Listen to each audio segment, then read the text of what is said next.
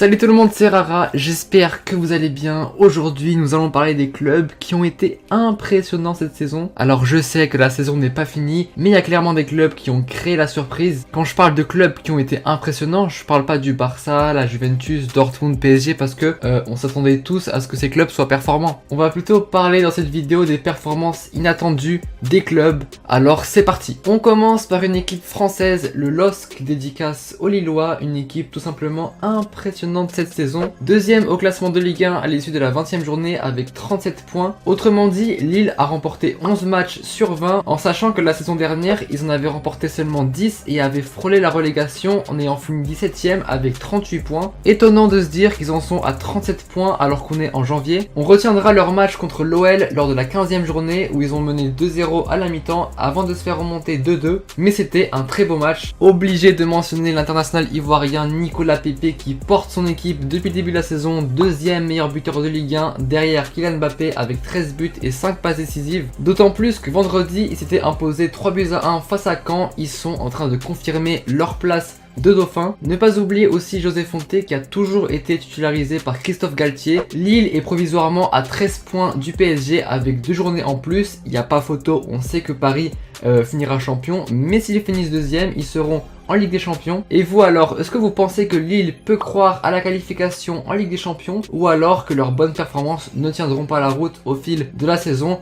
Dites-moi tout ça en commentaire. On passe du côté de l'Allemagne avec le Borussia Mönchengladbach, le club que tu n'arrives jamais à prononcer et que peut-être moi je n'ai pas réussi à prononcer. Ah mais la Bundesliga cette année c'est n'importe quoi, on comprend pas, le Bayern n'est pas premier, c'est Dortmund, Schalke qui était ancien dauphin et pour le moment 13e du classement, et le Borussia Mönchengladbach est 3e alors qu'ils avaient fini à la 9e place la saison dernière, seulement à 3 points du deuxième du classement, le Bayern Munich. Le joueur à retenir, évidemment, Thorgan Hazard qui réalise une saison absolument folle, 9 buts et 6 passes décisives en 17 matchs de championnat. Il a tapé dans l'œil des clubs européens, notamment Dortmund qui le veut. C'est peut-être le recrutement parfait en ayant un lien avec Daoud, Witsel et Lucien Favre, ça colle parfaitement. Sous contrat jusqu'en 2020, le joueur belge ne devrait pas quitter son club, en effet, il avait dit qu'il comptait rester à Gladbach jusqu'à la fin de la saison. Il ne faut pas oublier Alassane Plea, arrivé cette saison à Gladbach en provenance de Nice. Il s'agit du transfert le plus cher de Gladbach et en 17 matchs de championnat, c'est 9 buts et 3 passes D. A noter son triplé sur la pelouse du Werder Bremen, score final 3-1 et également son superbe match contre le Bayern où il a inscrit un but, score final 3-0. Incroyable match quand on se dit que c'est le Bayern en face, à domicile.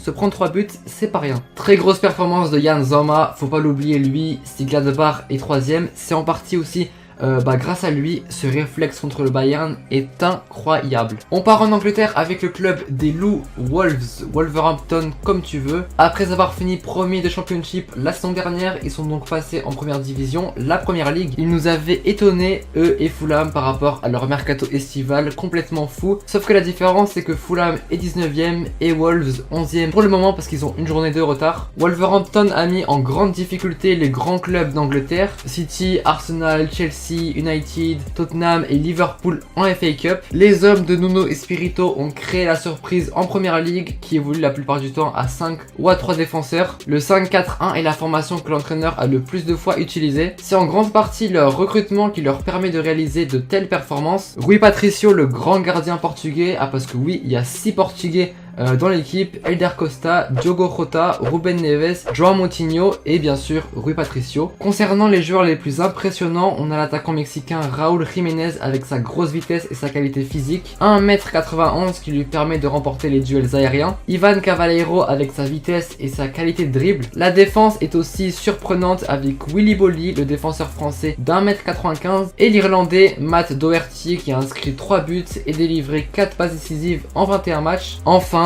nous avons Ruben Neves, le milieu de terrain portugais qui a une qualité de frappe incroyable. D'ailleurs, c'est grâce à son but splendide que l'équipe a sorti Liverpool de la FA Cup. Chapeau. Et donc voilà, c'est la fin de la vidéo. C'était pour moi le top 3 des clubs qui ont impressionné cette saison. On peut en citer d'autres comme Montpellier, Deportivo Alavés, mais je voulais en retenir seulement 3. J'espère que la vidéo vous a plu et si c'est le cas, n'oublie pas de liker et de me suivre sur les réseaux. Et nous on se dit à très bientôt pour une prochaine vidéo. Allez, salut!